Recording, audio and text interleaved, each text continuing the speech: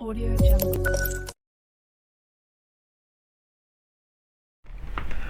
Alors, bonjour tout le monde, j'espère que vous allez bien. Comme vous avez vu le titre, donc l'idée c'est de vous montrer comment vous pouvez peut-être générer des API qui vont vous permettre maintenant de récupérer les codes, les token codes et insérer dans votre code de développement.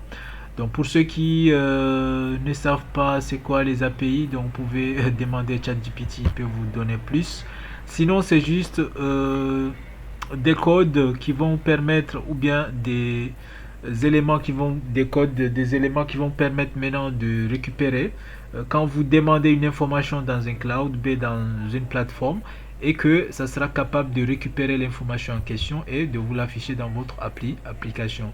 C'est comme si vous avez l'application Yango qui localise les livreurs ou bien les taxis qui sont tout proches de chez vous. Donc derrière, il y a des API de Google Maps qui sont intégrés dans l'application et c'est ce qui va vous permettre maintenant d'afficher les taxis ou bien les livreurs qui sont plus proches de chez vous, d'accord. Donc c'est un peu ça. Mais avant de continuer le tuto, s'il vous plaît, abonnez-vous à la chaîne parce que vous êtes plus de 98%. Vous regardez les vidéos, mais vous ne vous abonnez pas. Donc là, on a juste les abonnés 1,2%.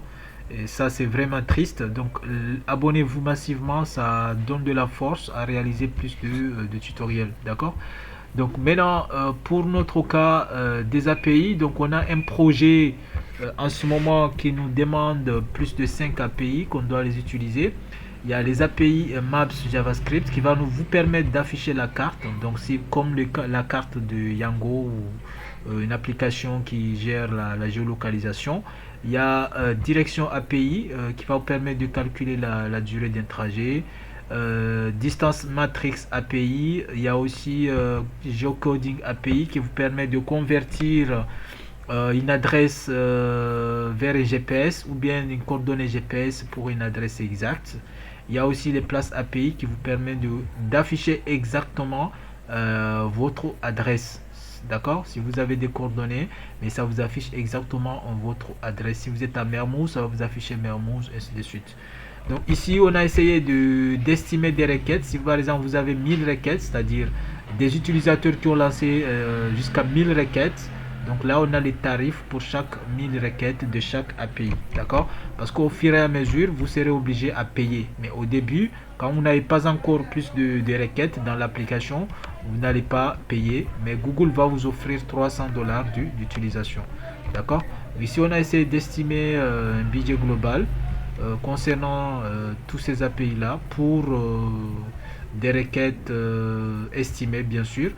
Et au final, si vous voulez vraiment bénéficier ces cartes, il faut une carte bancaire à crédit. D'accord? C'est ça ce que vous allez insérer dans votre cloud où on va voir tout à l'heure. Et ça va vous permettre maintenant de bénéficier ces API. D'accord? Sachez qu'au départ, vous n'allez rien payer, mais vous allez commencer à payer quand vous avez déjà récupéré les API, vous les avez déjà insérés dans votre application et que vous commencez maintenant à générer des visiteurs ou bien des requêtes. Donc maintenant, je vais venir dans console. Donc le lien c'est console cloud. Donc, vous tapez console cloud, Google Cloud console. Premier lien et puis vous serez redirigé dans votre compte. Donc si vous êtes connecté bien sûr dans votre Gmail, là il faut d'abord vous connecter avec votre Gmail et c'est ce qui va vous permettre maintenant de venir dans ce tableau de bord et puis vous allez sélectionner votre projet si vous avez déjà le projet. Sinon vous pouvez cliquer sur nouveau projet et puis ça va vous permettre maintenant de créer votre projet, par exemple test 4 supposons, et puis vous cliquez sur créer. D'accord? Maintenant, si vous avez déjà créé votre projet, là, vous pouvez maintenant peut-être le sélectionner. Là, vous voyez bien que test 4 est en cours de création. Pardon. Donc là, vous voyez bien que test 4, c'est le projet qu'on vient de créer. Là, il est déjà sélectionné. Et puis, vous pouvez venir maintenant dans le menu de ce projet. Et ensuite, API et services et bibliothèque. Donc, c'est là où vous allez voir tous les API de Google. D'accord? Maintenant, pour nous, on a Maps JavaScript API, ce premier API là. Donc je reviens ici API et puis je recherche l'API en question, je valide avec la touche entrée et automatiquement il va m'afficher là l'API. Donc je clique, je sélectionne l'API et puis je vais cliquer sur activer pour activer l'API en question. Maintenant là je n'ai pas inséré moyen de paiement, donc si vous n'avez pas encore inséré le moyen de paiement, Google va vous inviter à saisir vos informations de paiement, c'est-à-dire l'information de votre carte crédit bancaire, d'accord. Sachez qu'il va rien récupérer, ça sera gratuit. De toute façon il doit authentifier pour vérifier si vraiment la carte est réelle. Donc vous allez recevoir un message soit par mail, soit un SMS, ça dépend des moyens de sécurité de votre carte. Et puis une fois validé, là vous serez redirigé dans la fenêtre de validation, de création de l'API dont on vient de l'activer. D'accord. Donc c'est presque la même chose pour les autres API. Donc vous faites la même chose. Par exemple, direction API. Donc vous sélectionnez l'API, vous venez dans votre projet et vous faites là la même chose. Donc dans le menu, ensuite API et services, bibliothèque, et vous allez rechercher l'API.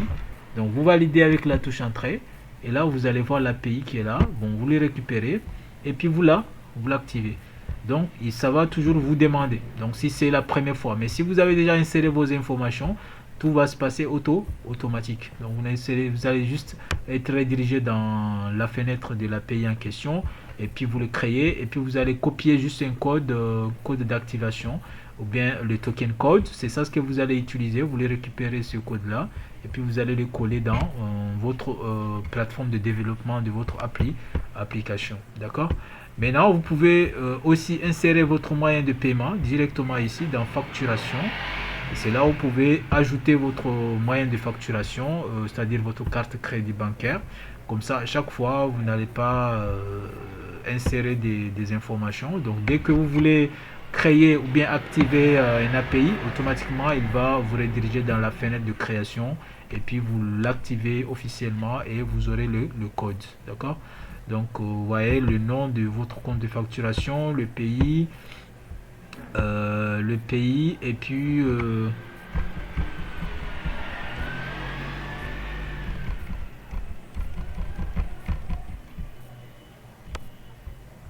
voilà le pays et puis la devise et puis vous cliquez sur continuer pour pouvoir maintenant saisir le numéro de la carte, le nom de la personne et aussi le code et vous validez. Bien sûr vous serez obligé d'authentifier si vraiment c'est votre carte et que vous avez accès.